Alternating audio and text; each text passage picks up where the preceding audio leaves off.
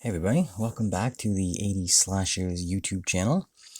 In this video, we will be going back to take a look at the year 1983 and all the slasher films that were released that year. Now, just like every other year we've covered so far in this little video series, I find 1983 to be another interesting year for the slasher film. Following 1982, a year in which that had like a year that had some really great films, but it also saw the beginning of a trend of some lower budget, less interesting slashers, which performed not so great at the box office. So 1983 was a year where that trend was going to either continue in the same direction, or attempt to have a bounce back. Yeah, like a bounce back year to the highs of 1981, which is considered the greatest year of all time for the slasher film. So, like I said, obviously we'll get into it a little more, but I feel that 1983, I feel like it was successful in steering the genre back on course, to try to get it back to some of those higher highs, especially for some years to come. Now, what's interesting is the way in which it did it, um, which we will talk about shortly. But before we get into that, there is one thing I kind of want to just clear up about some of the past years we've covered within the past videos. And this is an issue that's come up a couple times within the comments on some of these videos a few times. So basically what I'm talking about is the release dates for some of these slasher films. And in particular, relating to this video for 1983, the foreign-made slasher films. So, basically, the release dates for these films can be pretty tricky because a lot of them had different releases. Some of them were based regional releases. If they were if the films were made in one country, they would have a different release than other countries. Sometimes they were released in the United States before or after they were released in Canada. If they were Italian films, they were released in Italy before, sometimes in another European country before they came over to the States, that sort of thing. Then they had like the limited releases. Sometimes they were only put out in a few small theaters for like a couple weekends, and that was it. And then a few months later, the following year, they would get a nationwide release. And then there was festival releases, getting like the Cannes Film Festival and Sundance.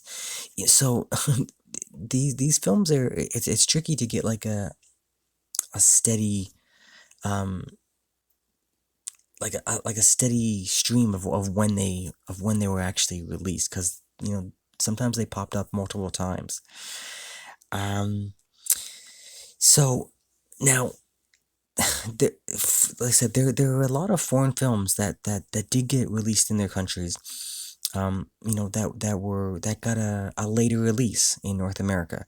So for the sake of these videos, what I've been doing and trying to stick to, is the year that the slashers were released in North America. Basically because this is where I'm from. This is what I know, and it just kind of makes it a little easier, to have a steady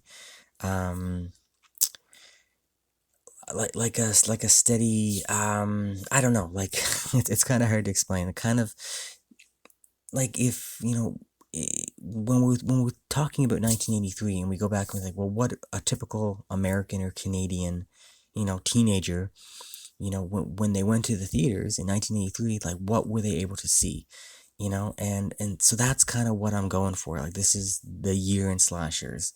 what was available in North America at this time. So, I'm sorry if this, angers anyone, any people who are listening to this who are, overseas, who don't live in North America, but that's just kind of what I've decided to go for. So, for 1983, there are actually 3 films I'm including here that were released earlier in, other countries in which they were made. The first one is Madhouse, which was had a 1981 release in Italy. And then also Bloody Moon, also released in 1981 in Spain. And the last one is Pieces, which had a 1982 release in Spain. So, like I said, for the sake of this video, for this channel, I'm just going to proceed as if these 3 films are 1983 films. All right, so enough of that. I just want to get that out there, just to clear some things up. So let's get into take a brief overview of the year itself. So in this video, like I said, what we're gonna do is we're going to, we'll talk about we'll list all the films that were released. We'll take a look at some of the statistics, budgets, box office, that sort of thing, and then I'll just wrap the video up with some of my overall thoughts on the year as a whole. All right, so let's get into it and take a quick look at a little overview. So, 1983, I have a total of 14 slasher films released. And like I said before, these are the films that I consider to be 80s slashers. There may be some I've overlooked. There's maybe some that I'm intentionally leaving out because I don't consider them to be 80s slashers. These are just the 14 films that fall within my criteria for what makes a film an 80s slasher. Now, similar to 1982, some of the information is a little lacking here in terms of statistics, especially when it comes to box office sales. The total that I have right on here is just under $28 million, which, adjusted for inflation today is, just over $74 million. And that's pretty respectable, I think. It's comparable to the 1982 numbers. 1982 had 21 films, compared to 14. So I feel like like I said, we'll get into it more when we get into the stats. But I feel like this was a more successful year, per film, like per, money per film. Some of the bigger titles did really well, but again, we don't have. I couldn't dig up enough information to really look into it to get a apples to apples comparison. So, but yeah, almost $28 million, pretty respectable for the slasher genre, which was probably at this point a little oversaturated.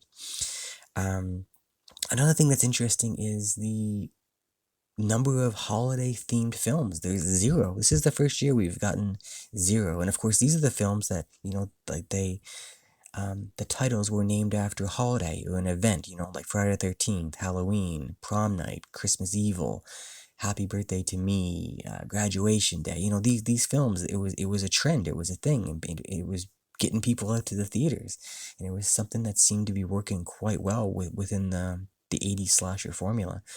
And 1983 had 0. There's one film that maybe you could throw in there, but I left it there. There's 0 films with a holiday or an event. So that's interesting. Number of foreign films, like I said, we have 3 that we just talked about there in Madhouse, Bloody Moon, and Pieces. And then we have another made-for-TV slasher, which isn't the first time.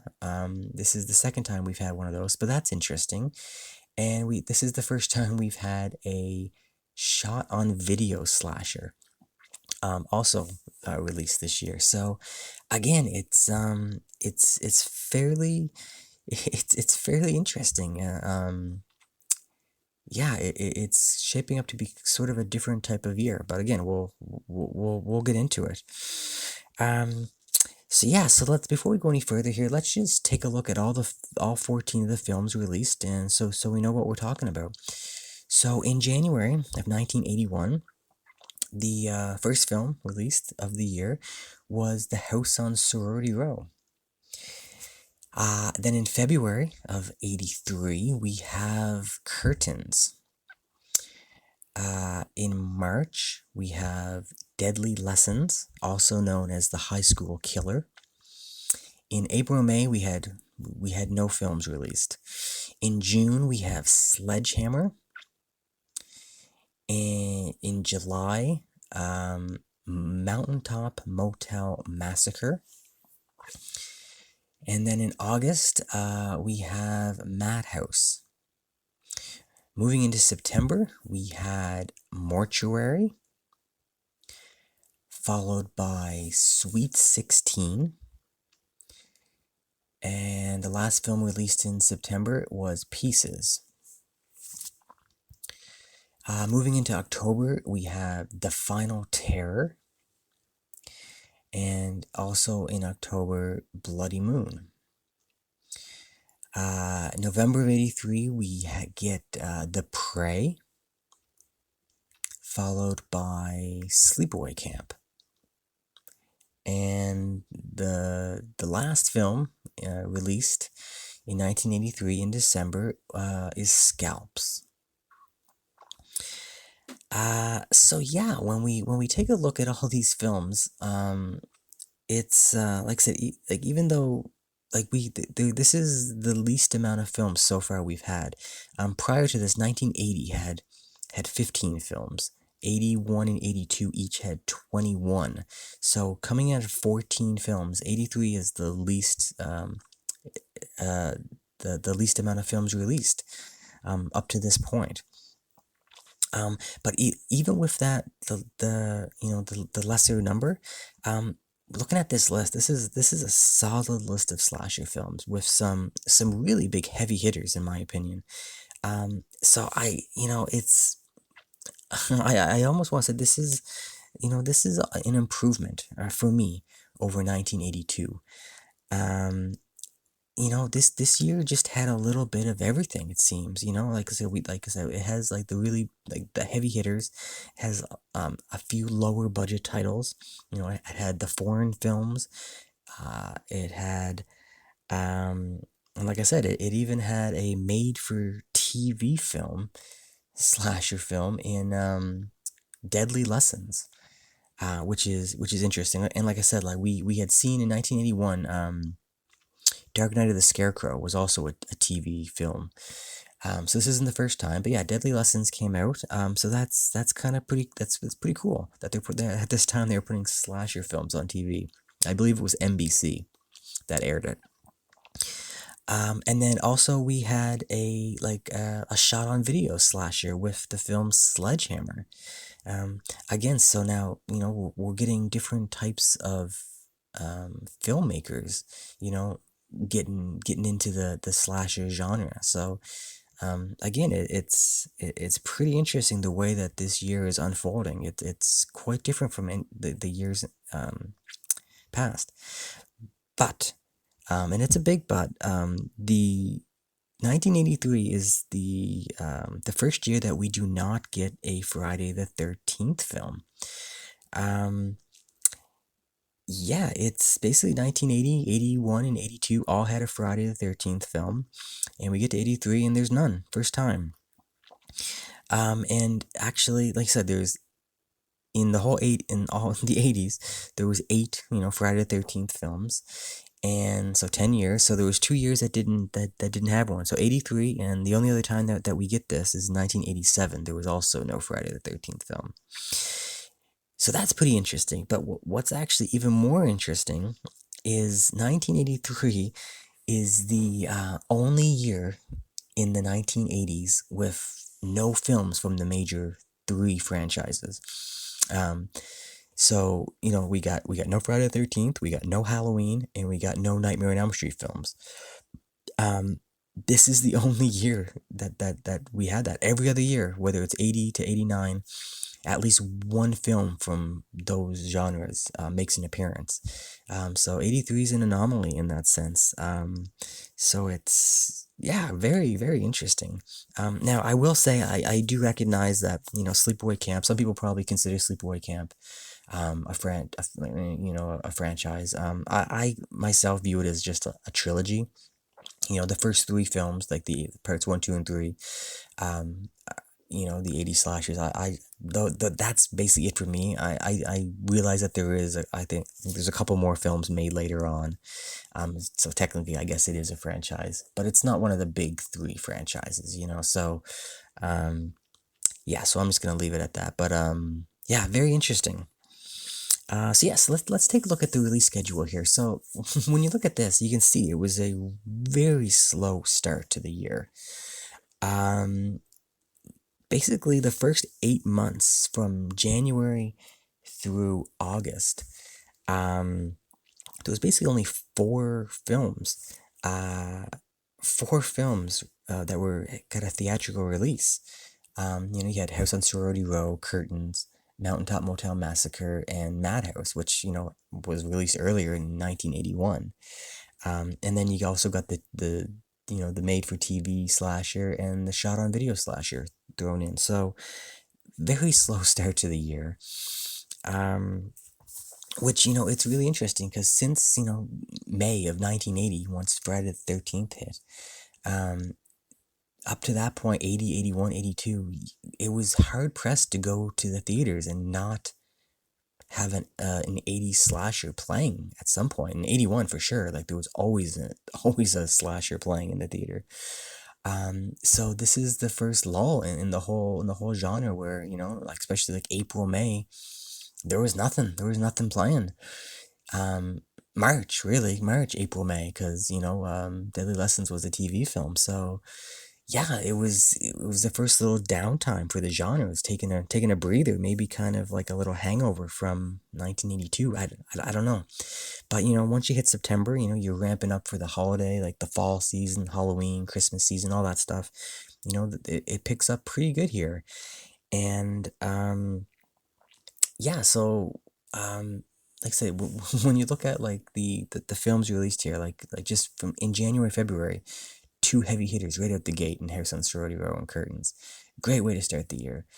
And then, like I said, through March through August, it's pretty dry. It dries up pretty good with the films we already talked about there. And then, like I said, in from September to December, you look at this list of films.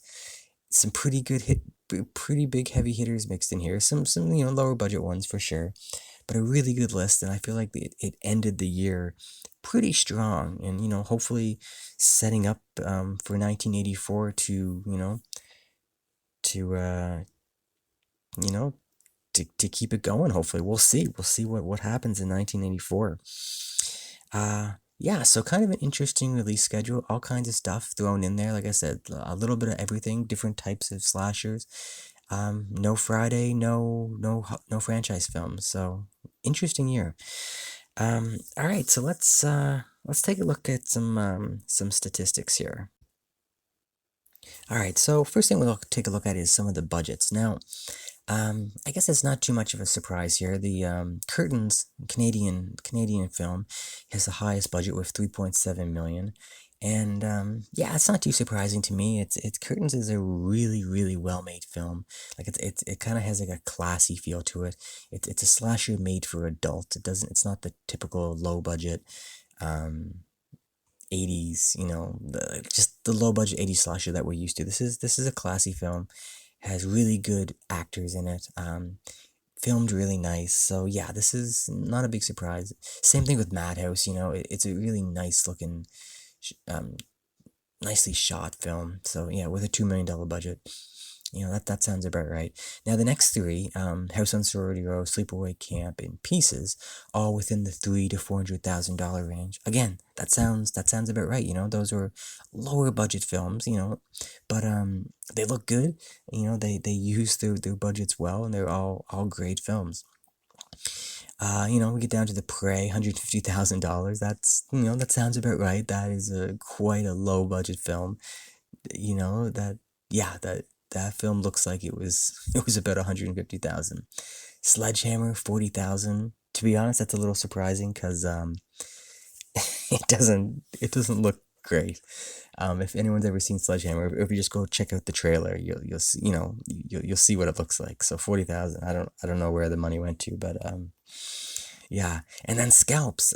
Scalps is like a Fred Olin Ray film. He's kind of like a exploitation, kind of a cult filmmaker, but $15,000. I'm surprised by that. I don't know what you can make for $15,000. I know it's a low budget film, and it doesn't have the highest production values, but $15,000 is really cheap. So I don't know. That's pretty surprising. All right, well, let's take a look at the box office here. So like I said, this year is basically dominated by two films. Sleepaway Camp, taking in $11 million, off a $350,000 budget, which it did fantastic. So obviously super successful. And the same thing with The House on Sorority Row. Again, almost $11 million off a $425,000 budget. So yeah, Sleepaway Camp is the clear winner, most profitable film of the year from the information that I have. But I can't see there being any films that made more money than that.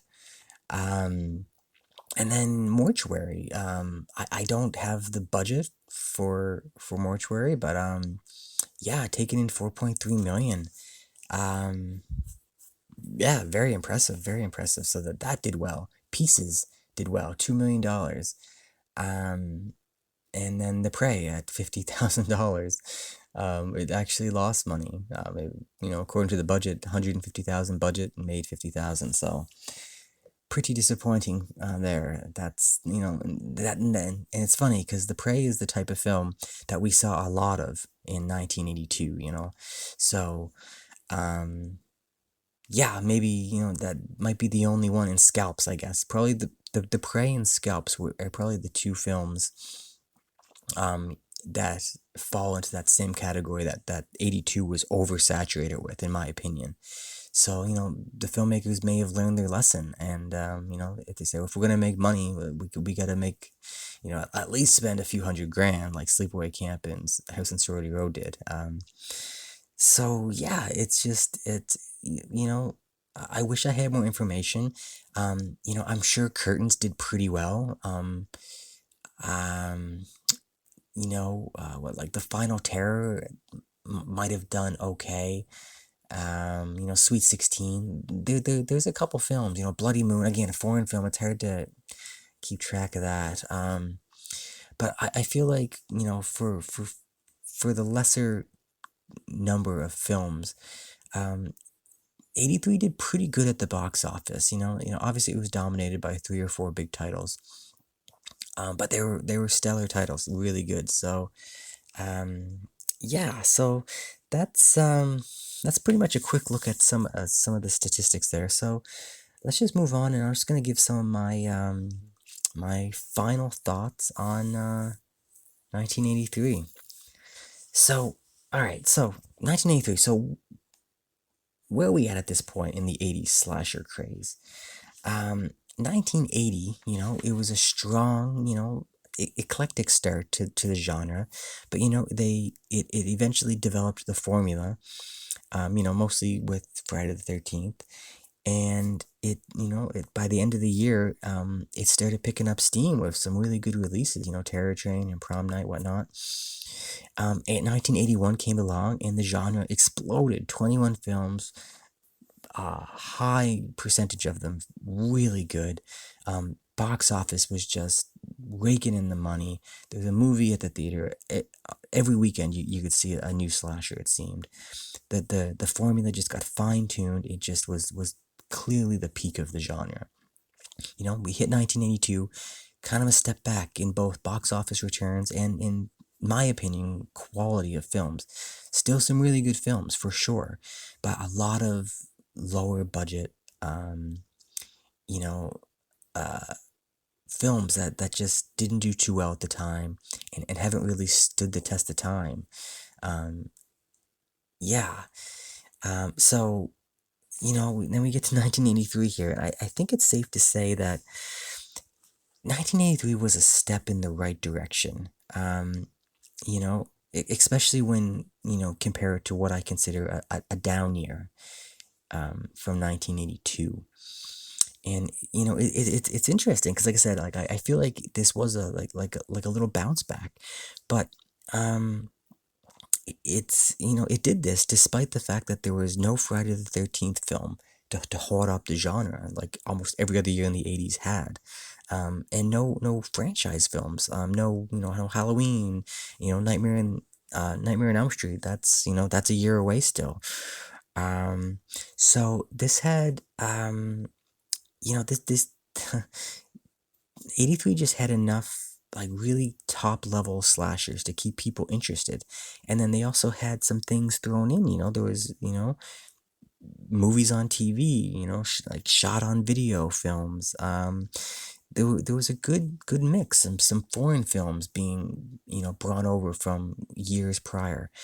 So I feel like there was still um, a desire for from the public to see these films, and when a good one came, like a Sleepaway Camp or House on Sorority Row, like pieces, they went to the theater, word of mouth kind of thing, all these films have fun, inventive kills, or with Sleepaway Camp it had like obviously the big twist ending there, so word of mouth, and that's what sells these movies. If you make a movie that has people talking about it, it's people are gonna go and see it. 82, I feel like there was a lot of films that just were just not interesting enough. Um, so yeah, it's yeah, a solid year, Beginning of the year, it started really slow. Again, like I said, it's probably like maybe a hangover from 1982, or it may just be, January, February, March. People just aren't in the mood for horror movies. You just spent the last 3 or 4 months, from September, October, November, December, watching these type of films. So, it's probably not the best time to release these. But just like this year, the end of the year, it started September, it picked up, and there was a ton of these movies, from September to December, and fairly decent quality ones as well. Um, yeah, and I feel like they just kind of the genre kind of picked itself back up and kind of built on its formula, um, and maybe set itself in a good direction for 1984. Well, again, we'll see. Um, so yeah, as a whole, I think 1983 was a really good year for slashers. It's a year that had like a lot of films that I really enjoyed. Like if we look at these films again right quick, um, obviously like the tier A films, you have like the House on Sorority Row, Curtains, Pieces, Sleepaway Camp, and I'm gonna throw Bloody Moon in there. That's a good handful of really good films. And then the next tier down, there's some good films as well. Like The Final Terror, Mortuary, Madhouse, Sweet 16. And then you have your lower budget ones like The Prey, Scalps, and Sledgehammer. Um, but yeah, a very solid year. In my opinion, I think it's a step up from 1982. So yeah, like I said, what's in store for 1984? Well, we're um we're gonna find out. Is it 19? Is it gonna continue building from 1983, or are we gonna have another dip in quality like we saw from 81 to 82? We'll see. And if you want to see that video, make sure you subscribe to the channel, so you know when it gets posted. And yeah, that's about it. Just so you guys know, the next video that I'll be posting on this channel, I will do my top 5 slashes of 1983. So again, if you don't want to miss that, subscribe so you know when that went. And if you're interested in you missing my 1980, 81, 82 year in slasher videos, I'll put a link in the description, and also one at the end of this video here. Like just link to the playlist, so you go back and check the video out. And yeah, if you're interested in my top 5 of 1982, same thing. I'll link in the description, and link it at the end of the video here as well. All right, guys. So that's it. So that's 1983, the year in slashers. So yeah. All right. Until next time. All right. See ya.